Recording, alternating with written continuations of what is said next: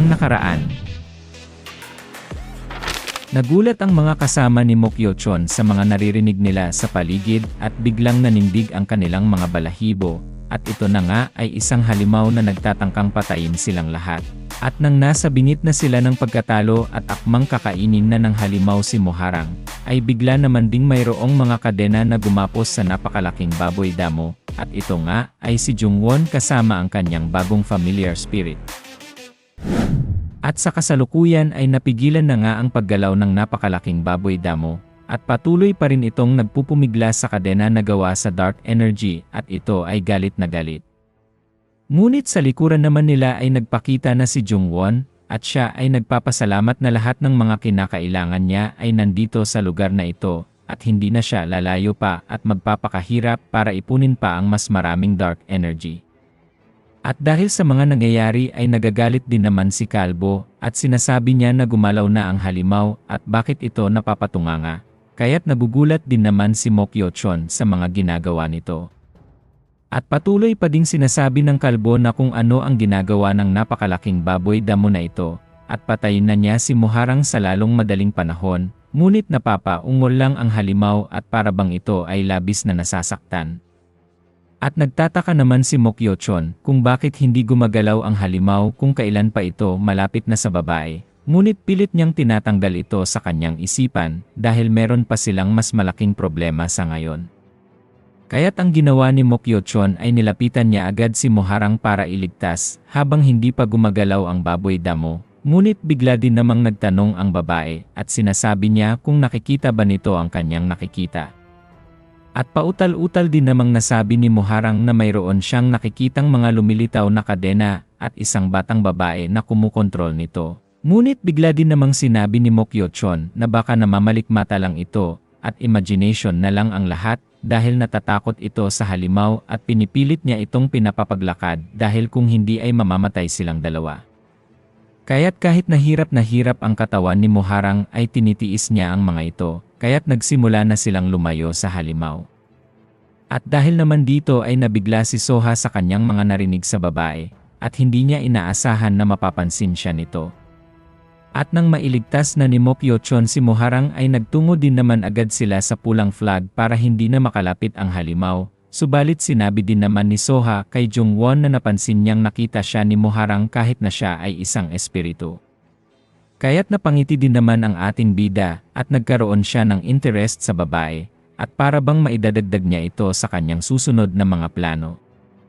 At nang mas tumagal pa ay hindi na nakatiis ang napakalaking baboy damo at ang kanyang galit ay nasa kasukdulan na, kaya't ito ay napaungol ng napakalakas at dinig na dinig ito sa buong kabundukan.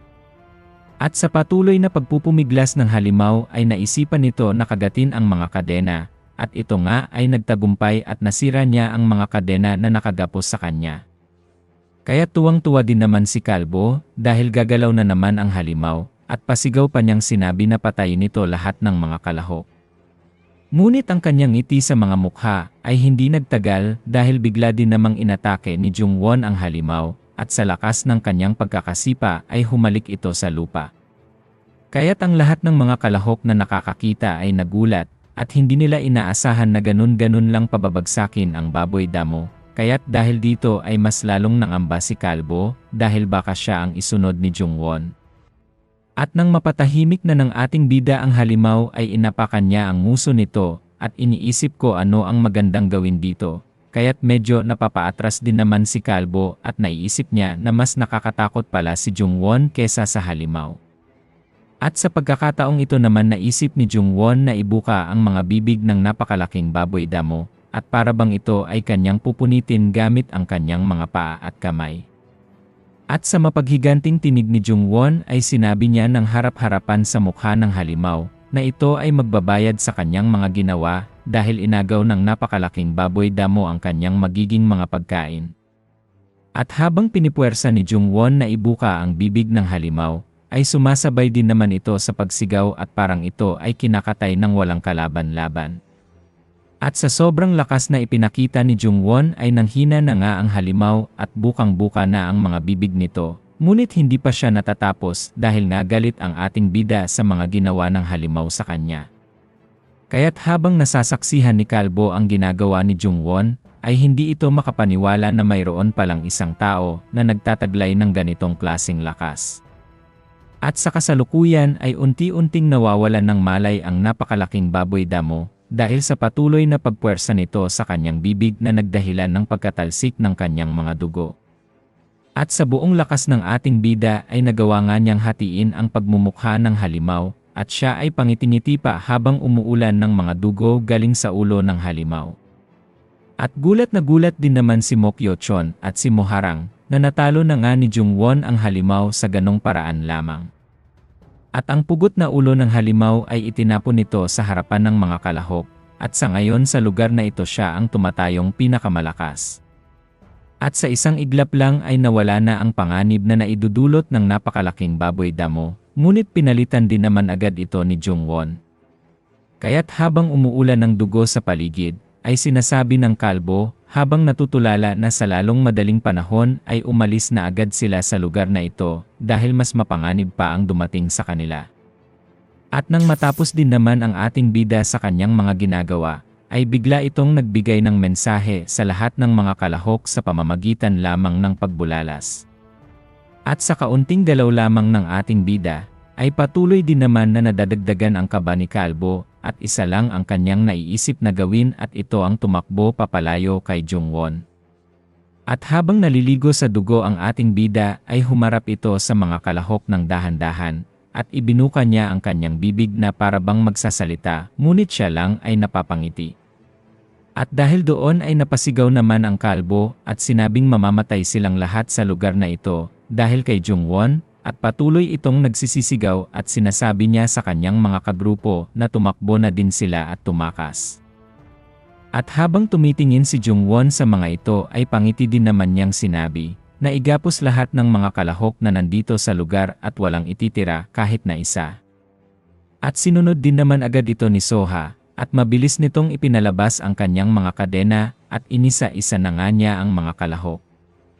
At ang pinakaunang iginapos nito ay ang napakaingay na kalbo kasama na din ang kanyang mga kagrupo. Ngunit habang nangyayari ang lahat ay napapaisip din naman ang mga ito kung ano ang nangyayari sa kanilang mga katawan.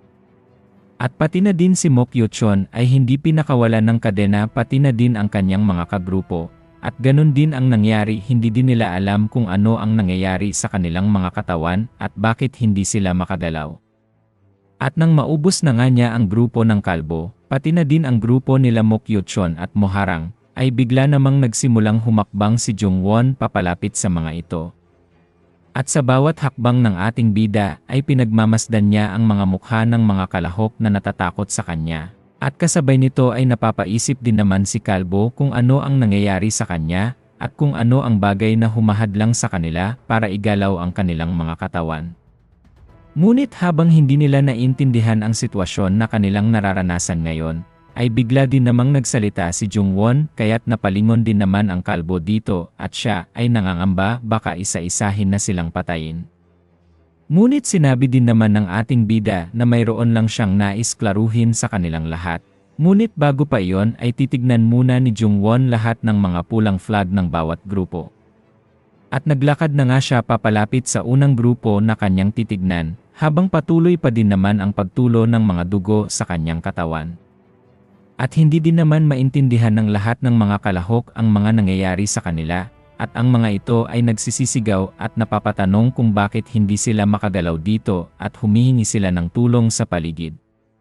At sa labis na pangangamba ay hindi na siya makapag-isip ng mabuti, at sinasabi niya sa kanyang sarili na kung ano ba talaga ang ginawa ni Jungwon sa kanilang lahat. At bigla din namang nilagpasan ng ating bida ang mga kalahok na hindi makagalaw at tinutungo niya ang mga pulang flag para tingnan ang mga nakasulat dito. At sa mga ginagawang ito ni Jungwon ay napapasigaw din naman si Mokyo-chon at sinasabi niya kung ano ba ang ginagawa nito. At habang tinitignan din naman ni Jungwon ang mga kahoy ng mga pulang flag, ay napapasabi ito na parang wala namang pinagkaiba ang flag na ito sa kanyang mga nakita at parehas lang din ang nakasulat. Kaya't walang ano-ano ay binali niya ang kahoy ng pulang flag at napapasigaw na lang si Mokyo-chon at sila ay nagagalit kay Jungwon. At dahil nga walang kakaiba sa pulang flag na yon ay iniwan na niya ito. Ngunit patuloy pa din ang pagsigaw ni Mokyo-chon at sinasabi nito na ano ang ginagawa mo, putang ina ka. At sa pagkakataong ito ay pumunta din naman si Jungwon sa grupo nila kalbo at napapatanong naman ito kung sisirain din ba ni Jungwon ang kanilang flag. At sa mapanlinlang na tingin nito ay sinabi niya na kung naghahanap si Jungwon ng nakasulat sa flag ay hindi niya ito makikita sa kanila dahil kaparehas lang din sila ng flag nila Mokyo-chon, kaya't walang saysay ang kanyang paghahanap pa. At dagdag pa nito na kahit ganun pa man ay mayroon siyang nalalaman, at ang mga ito ay ang nakasulat sa iba pang mga flag ng ibang mga grupo, at tinitignan naman siya ni Jungwon na para bang wala siyang pakialam dito. At sa mga ibinunyag na mga impormasyon ni Kalbo ay naisipan nito na magkaroon sila ng negosasyon at sasabihin lang niya ang mga nakasulat sa flag ng ibang mga grupo kung sasali siya sa team nila. Kaya't dahil sa mga narinig na ito ng mga kasama ni Kalbo ay nagulat sila, ngunit patuloy pa din niyang kinukumbinsi si Jungwon at kinakailangan niyang sumali ng isang grupo para makapasa sa pagsubok na ito. At sa mga ginawang desisyon na ito ni Kalbo ay nagalit din naman ang kanyang mga kasama at sinasabi nila na baka nababaliw na siya at dagdag pa ng mga ito na kumpleto na sila at wala nang idadagdag pa. Ngunit bigla din naman silang pinatahimik ni Kalbo at sinabi niya na kung gusto nilang mabuhay pa ay sundin na lang siya ng mga ito. At sinabi din naman ni Kalbo na makakasali si Jungwon sa kanilang grupo dahil papatalsikin nila ang isa sa kanila. At inaasahan niyang ang magiging desisyon ni Jungwon ay pabor sa kanya. Ngunit ang hindi niya inaasahan, ay biglang nakita ni Jungwon ang isang parte ng flag sa likuran ng kasama nito, kaya't napapasabi na lang din ang ating bida na nakita na niya ang kanyang hinahanap. At dahil dito ay napapaisip naman si Kalbo na itinago nila ang parte ng flag na ito sa likuran ng kanilang kasama, dahil hindi nila na-memorize ang nakasulat, at ang hindi lang niya napaghandaan ay magiging mitsa pala ito ng kanilang pagkabuking. Kaya't ang ginawa na lang ni Kalbo ay nagpakawalang malay na lang siya, at pangiti-ngiti nitong sinabi na iyan na nga iyon, ibibigay ko din naman sa'yo yan, at binara din naman siya. Sinabi ni Jungwon na wala siyang pakialam. Kaya't napahinto na lang sa pagsasalita si Kalbo at napatanong ito kung bakit, dahil ibibigay din naman niya ang nakasulat na ito kay Jungwon kaya't sumali na ito sa kanila. Ngunit sinagot din naman agad siya ng ating bida, at sinabi nito na wala siyang ibibigay dahil ang lahat ng kanyang mga nakikita ay sa kanya na at wala na itong magagawa pa. Kaya't nagalit din naman agad si Kalbo sa mga sinabing ito ni Jungwon, ngunit kahit na ano pa ang kanyang gawin ay hindi siya makakagalaw dahil sa sobrang tigas ng mga kadenang nakagapos sa kanila. At panunukso pang sinabi ni Jungwon na pati na din ang flag ay sa kanya na, at wala siyang pakialam kung ano ang sasabihin pa ni Kalbo. At dagdag pa ni Jungwon na baka nag-imagine lang si Kalbo dahil malapit na siyang bumagsak sa pagsubok na ito, at sa pamamahiyang ito na ginawa ng ating bida ay labis-labis na galit naman ang nadarama nito. At habang nagnenegosasyon pa sila bigla din namang napasigaw si Mokyo-chon, at sinasabi niya na huwag magtiwala kay Kalbo dahil pagtataksilan lang siya nito di kalaunan. At dagdag pa niya na mayroon din silang flag na kinuha ni Moharang, kaya't ang piliin niya ay sumama sa kanila para pumasa sa ikalawang pagsubok. At pasigaw din naman siyang sinagot ni Kalbo at siya ay pinipilit na patahimikin nito. Ani pa niya na ang flag na hinahawakan ngayon ni Jungwon ay pagmamay-ari nila at ang grupo ni Mokyo-chon ay walang ang ginawa. Ngunit sinagot din naman agad siya ni Yo-chon na ginamit lang niya ang halimaw na iyon para agawin sa kanila ang flag at dagdag pa niya na huwag nang papansinin ni Jungwon ang kalbong ito. At patuloy pa din na kinukumbinsi ni Kalbo si Jungwon at tinawag pa nga niya ito sa kanyang pangalan at sinabi nito na kung makalabas sila sa lugar na ito ay babayaran siya ni Kalbo ng kanyang pagkakautang. At mabuti ito para kay Jungwon na magkautang dahil siya ay nanggaling sa Scarlet Death Valley. At nagsagutan na nga ang dalawa dahil gustong-gusto nilang sa kanila sumali si Jungwon at habang patuloy silang nagtatalo ay dinig na dinig din naman ito ng lahat ng mga kalahok sa lugar. Kaya't sa huli ay naingayan na nga ang ating bida at bigla niyang ipinalakpak ang kanyang mga kamay para mapatigil ang pagtatalo ng dalawa. At sa ginawang pagsaway na yon sa kanila ni Jungwon ay bigla silang napatingin dito at baka nagalit ito sa kanila. Ngunit mahinahon din namang nagsalita si Jungwon at sinasabi niya na siya ay natatouch dahil siya ay pinag-agawan ng dalawang grupo kaya't mayroon siyang naisipang magandang plano para maresolba ang lahat ng ito. At sa katunayan gustong-gusto ni Jungwon na maging parte ng kanilang mga grupo, ngunit hindi ito naayon sa roles ng kanilang pagsubok ngayon kaya't siya ay mayroong naisipang gawin. At sa mga naririnig na ito ni Kalbo, ay bigla siyang kinabahan. At gayon din si Mokyo-chon dahil mayroon siyang nararamdamang kakaiba na ipapagawa sa kanila ni Jungwon. At patuloy pang ang nagsasalita ang ating bida at sinasabi niya na kung papanig lang siya sa isang grupo at hindi sa isa, magiging unfair ito kaya't wala na siyang magagawa at mayroon siyang ipapagawa sa bawat isa sa mga kalahok na nandito. At bigla din naman silang nakagalaw dahil pinakawalan na ni Jungwon ang mga kadena na invisible sa kanilang mga mata. At hindi nila lubos maisip kung anong klase ng mahika ang bumalot sa kanilang katawan. Ngunit sandali lang ang kanilang nadamang saya na yon, dahil sa kahuli-hulihan ay sinabi ng ating bida na ang kanyang ipapagawa sa kanilang lahat ay maglaban-laban sila hanggang sa kanilang kamatayan. At medyo nabibingi din naman si Kalbo sa kanyang mga narinig kay Jungwon at hindi siya makapaniwala na napaka-brutal naman pala nito at walang pakialam sa buhay ng mga tao. At idinagdag pa ni Jungwon sa kanyang mga roles na kung sino ang matitirang 7 survivor sa kanilang deathmatch, ay ang kanyang magiging kagrupo at ang iba ay nararapat lang na mamatay at maging pagkain niya. Kaya't sa ngayon ay naguguluhan na ang mga isip ng grupo nila Kalbo, dahil mas malala pa nga ang ginagawa ni Jungwon kaysa sa orihinal na pagsubok nila. At hindi din makapaniwala si Mokyo-chon, na pati siya ay isasama ng kanyang kapatid sa madugong labanan na ito.